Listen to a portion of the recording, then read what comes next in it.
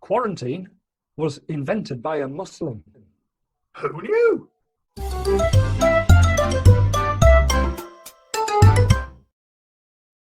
We find ourselves in unusual times. We have lockdown and quarantine, but did you know that the very idea of quarantine originated in the Muslim world?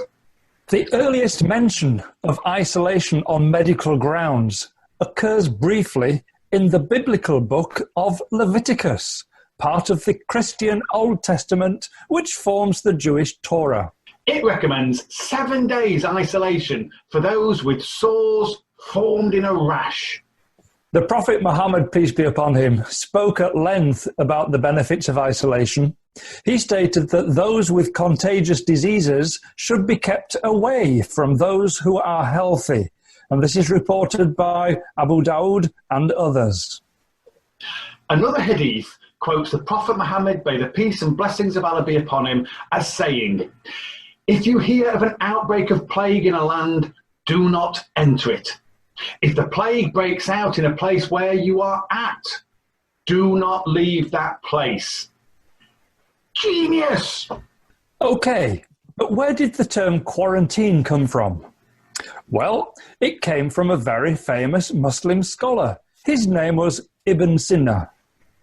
Ibn Sina was a Persian scholar of medicine who lived from 980 to 1037. He's a very famous Muslim, and we've spoken about him before on this channel. Ibn Sina suspected that some diseases were spread by microorganisms. This was an advanced opinion in his time. To prevent the spread of disease by human-to-human contamination, he came up with a radical new idea. He suggested isolating people for a period of 40 days. This restriction of human contact reduced the spread of infection and disease. He called this period of isolation Al-Arba'iyya, or the 40. Evidence of this can be found in The Canon of Medicine, the 5-volume medical encyclopedia constructed by Ibn Sina. Some 3 centuries later, traders from Venice heard of his successful method and took his knowledge back to contemporary Italy. They successfully applied this practice during outbreaks of the plague and called it quarantina, which means the 40 in Italian. How cool is that? This is where we get the word quarantine.